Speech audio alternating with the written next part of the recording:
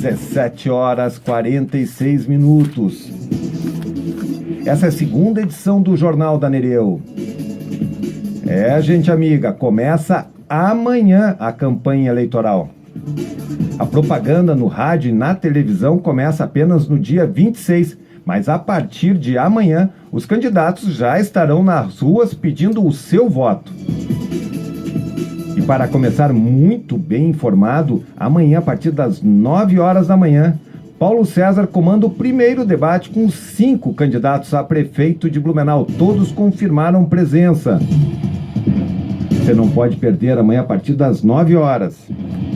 E nós hoje estamos falando sobre a campanha eleitoral que começa nesta terça-feira com a juíza Quitéria Tamanini Vieira Pérez. Doutora Quitéria, como é que a Justiça Eleitoral se divide para atuar num processo de eleição como a gente vai ter agora pela frente? Veja bem, Alexandre, a Justiça Eleitoral se organiza conforme a dimensão de cada local onde ela está estabelecida, né? Então, numa cidade menor, por exemplo, lá nós teremos apenas uma zona eleitoral. E é comum, quando isso acontece, então, que o juiz eleitoral, que é apenas um, concentre todas as atividades, desde a atividade do registro de candidaturas, quando recebe os documentos e os pedidos de registro, até o desenvolvimento da campanha, o que se dá com o julgamento e apreciação de todos os problemas que dizem respeito à propaganda eleitoral, e depois, então, com a prestação de contas. Basicamente, o trabalho da Justiça Eleitoral se divide nessas 3 etapas. Como Blumenau é uma cidade, então, maior e comporta um número, então, também mais expressivo de eleitores, nós temos aqui 3 zonas eleitorais. Então, temos a terceira zona eleitoral, que é aquela onde eu atuo, a 88ª e a 89ª, sendo que a terceira zona eleitoral, por incumbência atribuída, toda essa distribuição se dá pelo próprio Tribunal Regional Eleitoral, a terceira zona eleitoral onde atuo cuida da propaganda eleitoral. A 88ª cuida do registro, por sinal é aquela que mais tem trabalhado nesses últimos dias. É o que está com o maior problema hoje. Isso, exatamente até hoje, que é o prazo final para o registro. E a 89ª é a que vai cuidar da prestação de contas, que vai acontecer, então, depois, no final desse processo. Mas, de modo geral, é preciso dizer que, por mais que haja essa distribuição de tarefas, que serve para melhor disciplinar também o curso dos trabalhos, todos trabalham em conjunto.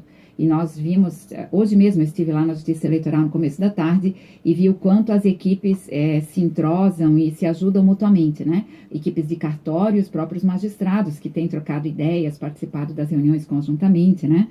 Então, nesse momento, como eu disse, está em alta, né?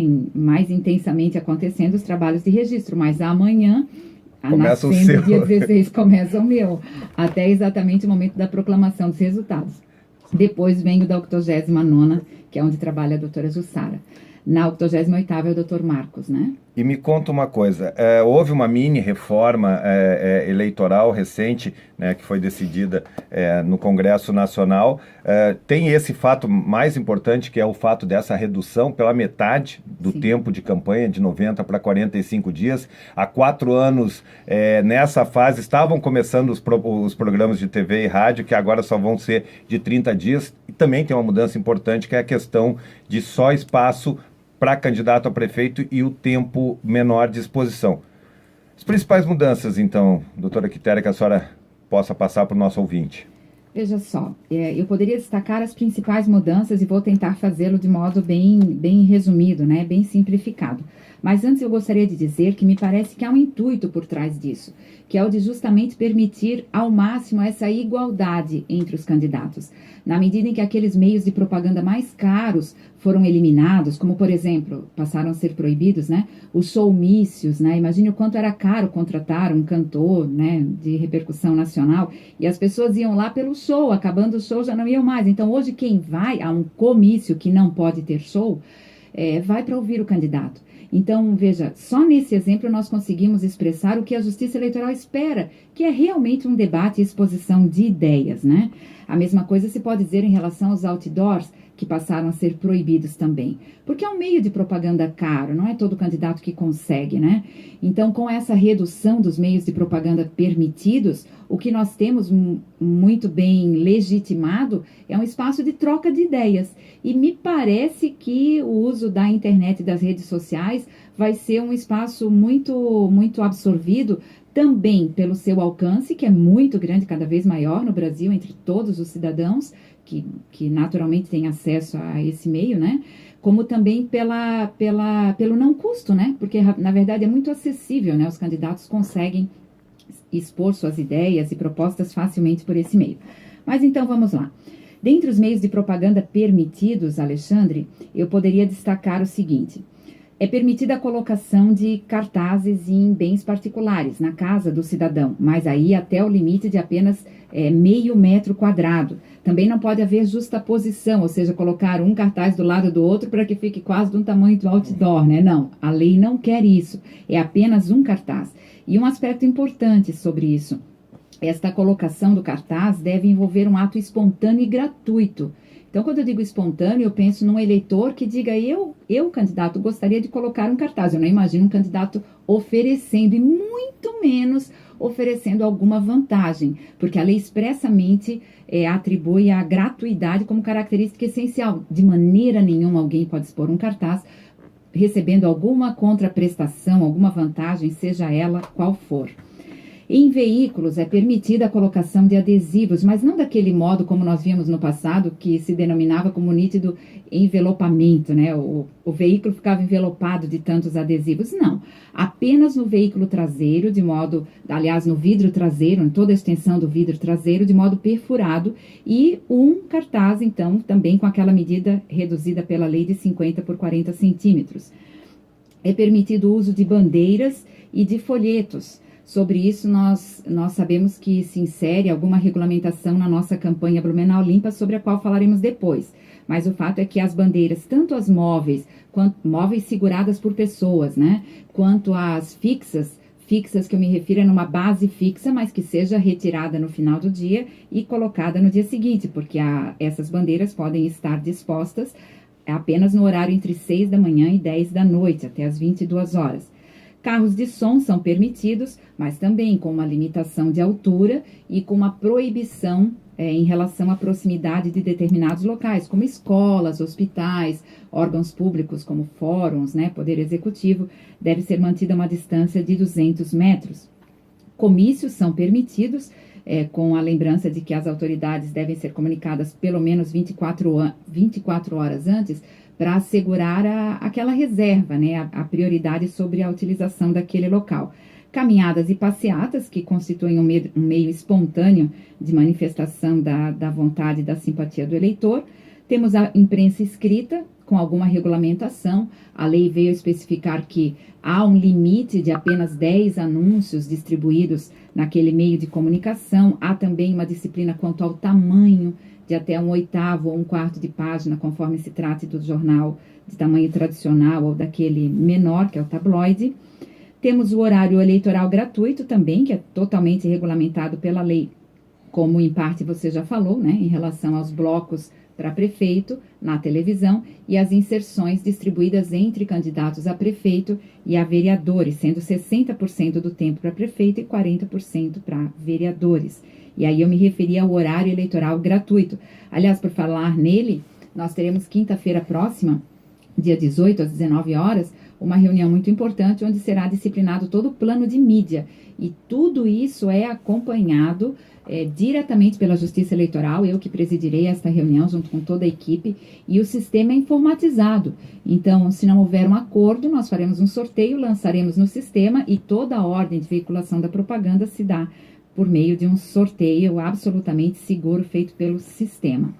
E também a internet, como nós falamos, há de ser um meio de propaganda extremamente utilizado. A senhora também, se eu estou errado, a senhora me corrige, a senhora também está tentando dar uma disciplinada diferenciada com relação à propaganda de bandeiras e cartazes na 15 na Beira-Rio, é isso? Isso faz parte da nossa regulamentação inserida na campanha Blumenau Limpa. E o que a senhora quer restringir ali? O que não pode? Veja só, em eleições passadas chegou a haver absoluta proibição de uso de bandeiras nesses espaços, porque nós sabemos que o centro da nossa cidade é marcado pelo congestionamento de veículos, né, pela dificuldade da mobilidade até mesmo entre pedestres, principalmente em horários de pico, né? Lá uma grande concentração de lojas, de escolas, enfim. Nós precisamos assegurar que a mobilidade aconteça naturalmente. Então, o que fizemos foi disciplinar para que as bandeiras móveis, que são aquelas colocadas sobre uma base fixa, aquelas que se coloca no começo do dia e se retira no final do dia, para que elas não sejam colocadas apenas no espaço da Rua 15, na extensão da Rua 15, do mesmo modo na Rua 7 e suas transversais. Por quê? Porque acreditamos que a existência de muitas bandeiras móveis que fiquem ali ao longo de todo o dia possa prejudicar tanto a mobilidade do pedestre, do ciclista e a visibilidade no trânsito. Então, de tudo o que se quer é assegurar, garantir a mínima segurança nesse sistema de transporte que, como sabemos, neste espaço particularmente é bastante congestionado. Apenas por isso, tanto que essa restrição do uso de bandeiras não compreendeu as bandeiras móveis. Então, o cabo eleitoral, o candidato que quiser estar lá, mas empunhando a sua bandeira, porque daí pressupõe uma pessoa que cuide, que esteja lá fiscalizando o uso dessa bandeira, e essa pode acontecer nessas regiões, com as restrições colocadas lá na nossa portaria e objeto da campanha Blumenau Limpa. Quais são essas restrições? Também todas elas prezando pela boa segurança no trânsito. Distanciamento das pessoas que empunharão as bandeiras. Distanciamento, mas aí vale para toda a cidade, de 5 metros de todas as esquinas e todas as faixas de pedestres. E de 10 metros em relação a todos os pontos de ônibus. E para chegar a esta conclusão, Alexandre, eu cheguei a conversar com profissionais como motoristas de ônibus, perguntando, olha, quando você se aproxima de um ponto de ônibus, para você ter a visibilidade das pessoas que estão lá esperando para subir e também ao se afastar em relação àquelas que terão descido, qual a distância mínima necessária para que a existência de bandeiras não prejudique essa visibilidade?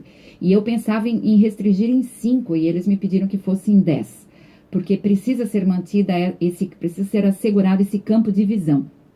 E no início pensamos em trabalhar essas restrições apenas na região central, quando me dei conta que toda a cidade pressupõe o mesmo. Pressupõe que os pedestres consigam atravessar pela faixa de pedestres, que as pessoas nas esquinas, principalmente os motoristas, tenham a visibilidade do fluxo de veículos que vem e que vai, e nos pontos de ônibus da mesma forma, já que temos bairros extremamente populosos. E aí me dei conta de que essa restrição deveria se dar em relação a toda a cidade. E eu observei na reunião que fizemos em julho, com todos os presidentes de partido, né, com a mídia também, uma grande aceitação, porque me parece que a pessoa que quer disputar um cargo de tal relevância como prefeito ou vereador, a primeira coisa que deve velar é pela mesma segurança, né, é o seu povo, é o seu cidadão, né, é o nosso cidadão que está ali. Então, estas regras foram plenamente aceitas por todos. Ok, nós estamos conversando com a doutora Quitéria Tamanini Vieira Pérez. No próximo bloco, ela fala sobre essa campanha Blumenau Limpa, e eu também queria, a gente pensando o eleitor como um fiscalizador, então, como é que ele deve se portar junto à Justiça Eleitoral caso perceba alguma irregularidade? Nós vamos a mais um intervalo, na sequência também tem o Expresso da Notícia, não saia daí, nós já voltamos.